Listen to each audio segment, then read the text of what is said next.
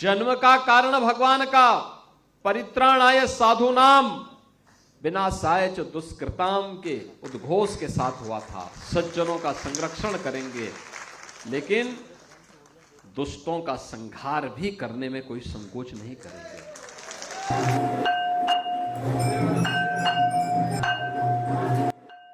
वो अजन्मे हैं, लेकिन भक्तों को सुख देने के लिए प्रकट होते हैं। वो उनकी जन्म लीला कही जाती है। वो अनंत हैं, लेकिन कंस की इस छोटी सी जेल में बाल गोपाल बनकर आते हैं। वो उनकी बाल लीला कही जाती है।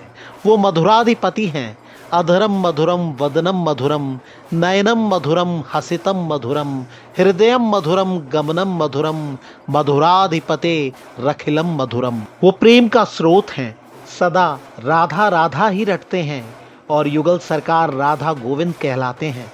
संसार में अनेकानेक क्लेश हैं, लेकिन जो उनका स्मरण भर कर लेता है वो उसके सारे क्लेश दूर करने वाले केशव हैं। वो शिशुपाल के 100 अपराध क्षमा कर देते हैं, लेकिन एक को दृष्टि पर दुशासन की छाती विदीर्ण करा देते हैं, दुर्योधन की जंघा भंग करा देते हैं। अग्रे कुरुणाम अथ पांडवानाम दुशासने नाहित वस्त्र केशा कृष्णा तदा क्रोशत अनन्यनाथ गोविंद दामोदर माधवेति। दुशासन ने कौरवों और पांडवों के सामने द्रौपदी के केश खींचे, वस्त्र खींचे। द्रौपदी ने पूरी श्रद्धा से भगवान श्री कृष्ण को पुकारा, हे गोविंद, हे दामोदर, हे माधव। युग बदल गया है, अब द्वापर नहीं कलयुग है, लेकिन श्री कृष्ण के प्रति भक्तों का भाव वही है। वही भाव श्री कृष्ण जन्माष्टमी पर श्री कृष्ण की जन्मभूमि पर साकार है। ऑपरेशन सिंदूर में भारत भूमि के पराक्रम के दर्शन हो रहे हैं। श्री कपिल शर्मा श्री कृष्ण जन्मस्थान सेवा संस्थान के सचिव हैं। वो कहते हैं, ऑपरेशन सिंदूर में सुदर्शन चक्रधारी भगवान श्री कृष्ण के दिव्य ज्ञान के प्रत्यक्ष दर्शन हुए।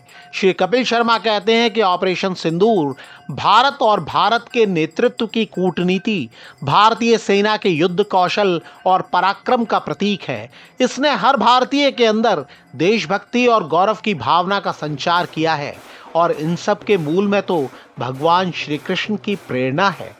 हमारे भगवान मुख खोलकर अनेकानेक ब्रह्मांड के दर्शन करा देते हैं। उन्हीं प्रभु श्री कृष्ण के जन्मोत्सव में ऑपरेशन सिंदूर के शौर्य के भी दर्शन हो रहे हैं। उत्तर प्रदेश के मुख्यमंत्री योगी आदित्यनाथ महाराज भगवान श्री कृष्ण के प्राकट्य महोत्सव में श्रद्धा भाव समर्पित करने पहुंचे तो इस भाव के दर्शन भी हुए।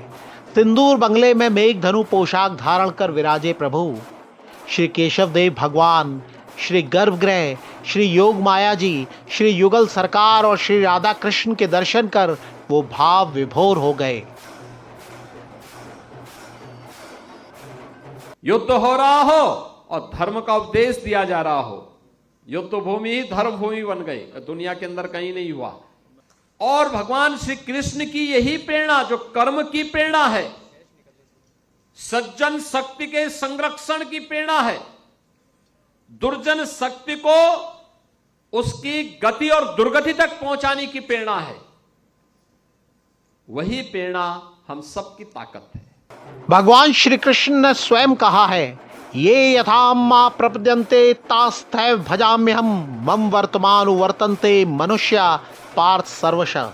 जो जिस भाव से मेरी शरण में आता है, मैं उसी भाव के अनुरूप उन्हें फल देता हूँ। हे पार्थ, सभी लोग जाने या अनजाने में मेरे मार्ग का ही अनुसरण करते हैं। श्री कृष्ण माताओं के लिए बाल गोपाल हैं, मित्रों के लिए वो अनुपम सखा हैं, जो कंगाल सुदामा को त्रिलोक का स्वामी बना देते हैं, पराजित अर्जुन को महाभारत का सबसे बड़ा योद्धा बना देते हैं। शरणागत के लिए वो लज्जा रक्षक हैं, दुष्टों के लिए वो काल हैं। कंस और चारूण के मर्दन से लेकर महाभारत में पांचजन्य के घोष तक श्री कृष्ण अनंत हैं, उनके रूप अनंत हैं, उनकी कथा अनंत है। ये पुण्य भूमि जहां पूर्ण ब्रह्म भगवान श्री कृष्ण प्रकट हुए हैं, उसके दर्शन के फल भी अनंत हैं।